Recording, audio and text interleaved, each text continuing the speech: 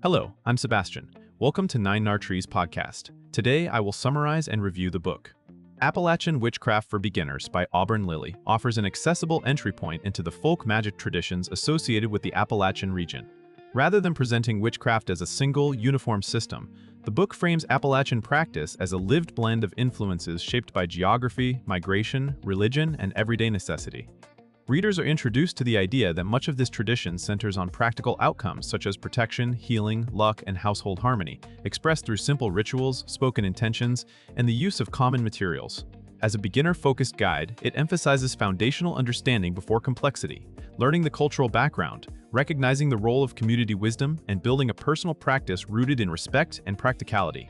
By focusing on history, remedies, and spells, the book positions Appalachian witchcraft as a working tradition connected to land, plants, seasonal rhythms, and the moral frameworks of the people who carried it forward. The result is a gentle, organized starting place for readers drawn to folk magic with deep regional character. I will give you key takeaways from this book. Firstly, roots and context of Appalachian folk magic. A core topic is the historical and cultural backdrop that shaped Appalachian folk magic into a distinct tradition. The book highlights how regional practice did not emerge in isolation, but grew from layered influences carried into the mountains through settlement, trade, and community exchange. Appalachian life often demanded self-reliance, and that practicality shows up in the magical worldview. Traditions were preserved because they were useful, memorable, and easy to pass along. The book also situates folk magic alongside religion, especially the ways biblical language, prayer, and moral expectations had historically coexisted with charms and household rituals. This matters for beginners because it prevents treating Appalachian witchcraft as a trendy aesthetic divorced from real people and real conditions. Understanding the context encourages respectful learning, helps readers recognize why certain practices focus on protection and healing, and clarifies why many workings are quiet and domestic rather than ceremonial. By emphasizing the region as a living culture rather than a fantasy setting, the book invites readers to approach the tradition with humility, curiosity, and care for accurate representation. This foundation supports everything else, from choosing materials to setting intentions, because it teaches what Appalachian folk magic is trying to accomplish in daily life. Secondly, remedies, healing traditions, and practical herbalism. Another major focus is the relationship between folk magic and home-based remedies. Appalachian traditions are widely associated with healing knowledge, including plant lore and household methods for comfort, cleansing, and recovery. For beginners, the book frames remedies as part of a broader system of care where physical actions and spiritual intentions reinforce each other. This includes concepts like energetic cleansing, protective measures around illness, and practices aimed at restoring balance within the home. A key takeaway is that the tradition values what is available and dependable: plants, kitchen goods, water, salt, and simple preparations that fit everyday routines. The book encourages readers to treat herbal and healing topics responsibly, recognizing limits and prioritizing safety, while still appreciating the cultural role of traditional knowledge. It also helps readers see why healing magic is often intertwined with family stories, seasonal gathering, and respect for land. Beginners gain a practical mindset. Start with gentle, supportive practices, learn correspondences gradually, and build a small repertoire of safe techniques that can be repeated consistently. In this way, remedies become not only about curing, but also about prevention, comfort, and strengthening personal resilience through repeated acts of care. Thirdly, protection work and household spiritual boundaries. Protection is one of the most recognizable goals in Appalachian folk magic, and the book treats it as a foundational skill.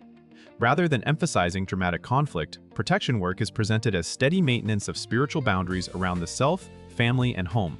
Beginners are guided toward practical methods that match the tradition, cleansing spaces, blessing thresholds, using simple protective ingredients, and creating routines that reinforce a sense of safety.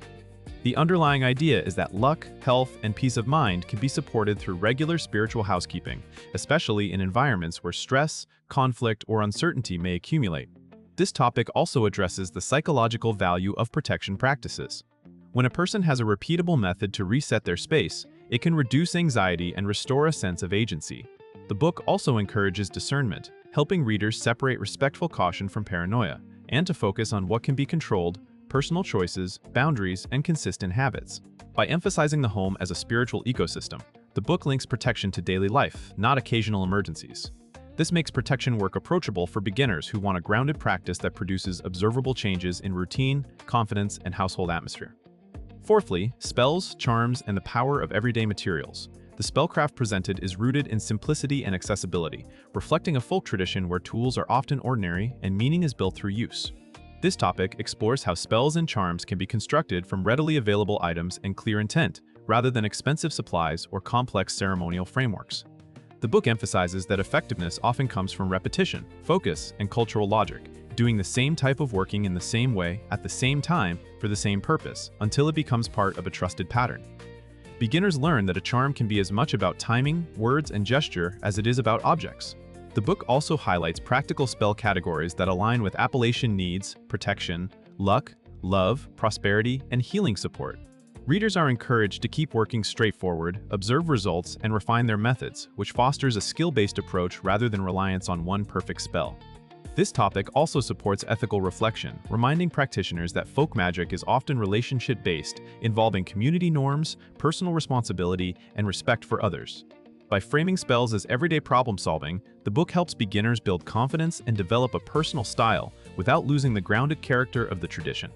Lastly, building a respectful beginner practice and personal path.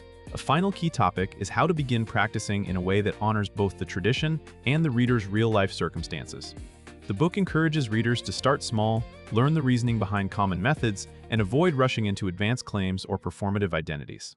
This is especially important with a regional tradition that is often misunderstood or romanticized. Beginners are guided toward building blocks such as basic cleansing, protection routines, simple blessings, and safe use of common correspondences. The book also supports the idea of record keeping and observation, helping readers track what they did, what changed, and what felt meaningful.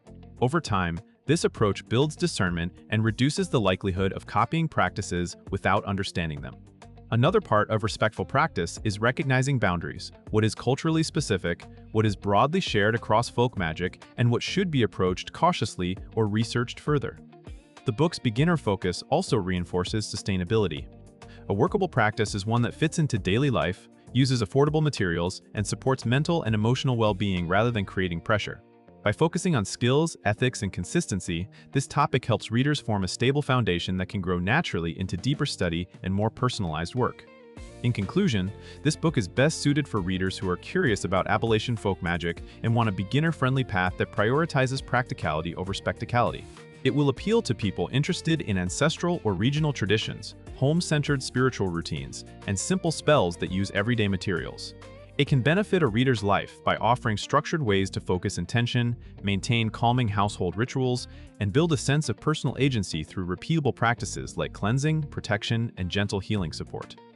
Even for those who approach it from a cultural or historical interest, the emphasis on context helps readers understand why these methods developed and how they functioned in community life. Compared with many modern witchcraft books that lean heavily on eclectic systems or complex ceremonial toolkits, this title stands out for its grounded folk magic orientation and its emphasis on beginner fundamentals.